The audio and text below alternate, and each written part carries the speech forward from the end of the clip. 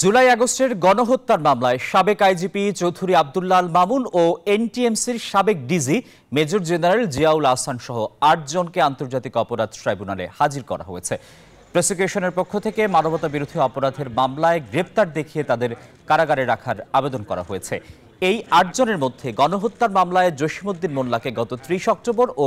শাহিদুল ইসলামকে ৩১ অক্টোবর ট্রাইব্যুনালে হাজির করা হয়। পরে ট্রাইব্যুনাল দুজনকেই কারাগারে পাঠানোর নির্দেশ দেন। বাকি ৬ জন বিভিন্ন মামলায় গ্রেপ্তার হয়ে কারাগারে আছেন। গত ২৭ অক্টোবর ১৭ পুলিশ কর্মকর্তার বিরুদ্ধে ট্রাইব্যুনাল গ্রেপ্তারি পরোয়ানা জারি করে।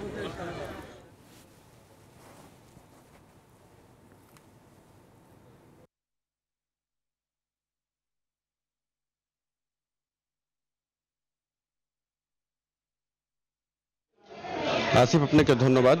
কিছুক্ষণ আগেই ৮ পুলিশ কর্মকর্তা, বিশেষ করে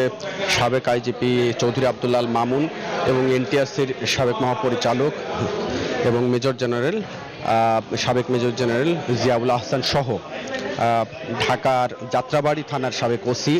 এবং গুলশান থানার সাবেক ওসি এবং আশুলিয়া এলাকার এডিসি, সাভার এলাকার এডিসি, এই কয়েকজনকে মোটামুটি আজকে ৮ জনকে সব মিলিয়ে হাজির করা হয়েছিল আদালতে। চিফ প্রসিকিউটর তাদের বিরুদ্ধে যে সমস্ত জুলাই হত্যাকাণ্ড সহ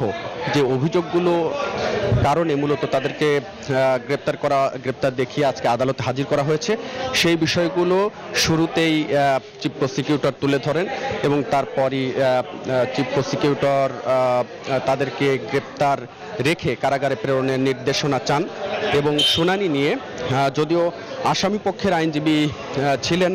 আসামি পক্ষের আইনজীবীরা আজকে তাদের যে আবেদন সেটির বিষয়ে শুনানির আবেদন করলে চিফ প্রসিকিউটর আপত্তি জানান যে তারা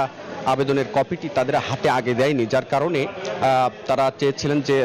চিফ প্রসিকিউটর বলেছেন যে আজকে এ বিষয়ে শুনানি না নিয়ে পরবর্তী একটি দিন নির্ধারণ করতে। তো সব মিলিয়ে শুনানি করে আমরা যেটি দেখলাম যে আগামী ১৬ই ডিসেম্বর প্রথমে শুনানির দিন ধার্য করার কথা বললেও সেদিন আসলে একটি বিশেষ দিন থাকায় পরবর্তীতে ১৯ ডিসেম্বর দিন ধার্য করেন ট্রাইব্যুনালের চেয়ারম্যান। তো সব মিলিয়ে আরেকটি বিষয় গুরুত্বপূর্ণ যে জিয়াউল আহসানের বিরুদ্ধে যে অভিযোগের কথাগুলো চিফ প্রসিকিউটর তুলে ধরেছেন তার মধ্যে গুরুত্বপূর্ণ হচ্ছে যে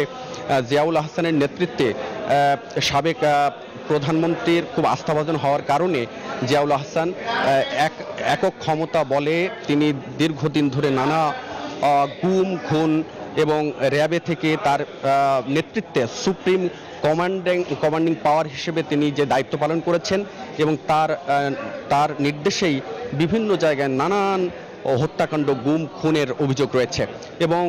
কথিত যে আয়নাঘরের মূল হোতা হিসেবে জিয়াউল আহসানকে চিফ প্রসিকিউটর তুলে ধরেছেন। এছাড়া সাবেক আইজিপির বিরুদ্ধে যে অভিযোগগুলোর কথা তুলে ধরেছেন চিফ প্রসিকিউটর সেটি হচ্ছে সাবেক আইজিপি যেহেতু